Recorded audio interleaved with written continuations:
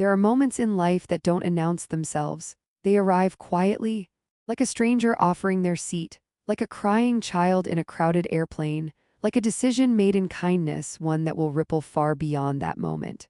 This is not a story about success.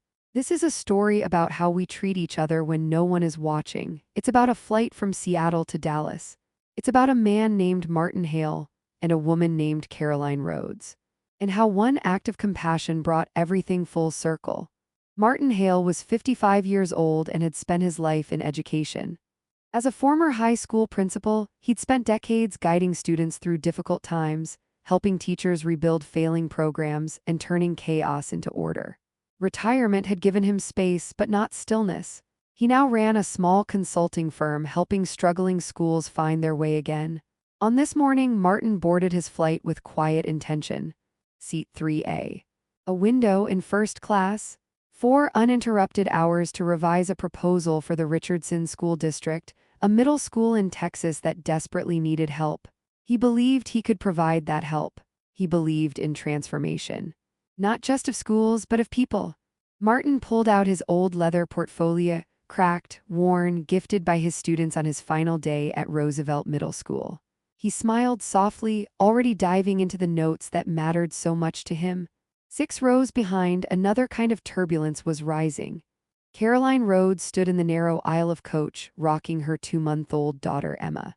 Emma was crying with the full fury only an infant can summon. Caroline's eyes were red, her arms ached, her heart was thudding with a mix of exhaustion and public shame. "I'm sorry. I'm so sorry," she whispered to passengers nearby, too overwhelmed to do more. She had been flying since before dawn. Delays, connections, airport chaos. This final leg of her journey home was unraveling fast. The passengers shifted, sighed. Some rolled their eyes. One man reached for noise-canceling headphones. Caroline had always prided herself on being composed. At 29, she was no stranger to high pressure. What no one on that plane knew, not even the flight crew, was that Caroline wasn't just another tired mother. She was the recently appointed CEO of Meridian Air. She had climbed the ranks over 10 years, from a gate agent putting herself through college to the youngest chief executive in her company's history. She was tough, resilient, strategic. But no amount of corporate training could prepare you for a screaming baby at 35,000 feet. Betty, the senior flight attendant, noticed. She approached gently. "First flight with a little one?" she asked with a soft smile. Caroline nodded, bouncing Emma as panic grew in her chest. "She's never been this upset. I think it's the pressure changes, but I don't know what to do." Martin looked up from his papers. The cries had reached him, sharp, raw, familiar. He paused. Suddenly, he was no longer on a plane. He was back in his living room 30 years ago. His daughter Grace, inconsolable with colic. His wife Alina pacing the floor, desperate for silence, desperate for peace. And Martin helpless. Until one night, an old neighbor, Dr. Kowalski, a retired pediatrician, had knocked on their door. "Sometimes," he had said gently, "babies just need a change of view." He had taken baby Grace outside. Walked the block slowly. When he came back, she was asleep. Martin never forgot that moment. Alina called it a small act of grace. And she had always said, "The way we care for each other, that's the real curriculum of life." Alina had passed 5 years ago. But her wisdom, it still walked beside him. Martin stood, quietly, purposefully. He walked down the aisle and approached Caroline with the calm energy of someone who knew how to soothe storms. "Excuse me," he said with warmth. "My name's Martin. I couldn't help noticing your little one's having a tough time." Caroline braced herself. She expected judgment, complaints, scolding. Instead, she saw kind eyes, a calm presence, a man offering help, not critique. "I'm Caroline and this is Emma," she said, tears in her voice. "She's overwhelmed and so am I." Martin nodded. "I remember those days. Sometimes babies just need space. Quiet, a different rhythm." He paused. "I have a seat in first class, window, lots of room, peace and quiet. You and Emma are welcome to use it." Caroline blinked. "I couldn't possibly." Martin held up a hand. "Please, I insist, I'll be just fine back here." That seat would be far better used by someone who needs a break. Betty, the flight attendant, had been listening. She stepped closer. "Sir," she said softly, "that's one of the most generous things I've seen in 20 years. Are you sure?" Martin smiled. Absolutely. Sometimes we get a chance to make someone's day easier. This feels like one of those moments. Caroline settled into seat 3A. Emma's crying eased. A blanket arrived. Betty offered to hold the baby while Caroline closed her eyes for just a moment. The stress melted slowly, and with it came something else, clarity. She couldn't stop thinking about Martin. Who was he? Why had he done that? Curious, Caroline tapped into her work email on her phone. Her company, Meridian Air, had recently reviewed several training proposals from outside vendors. One had caught her attention weeks ago but hadn't been reviewed fully yet. Hale Educational Consulting, a firm focused on leadership, communication, and empathy training for schools, for teams, for organizations needing to reconnect with people over process.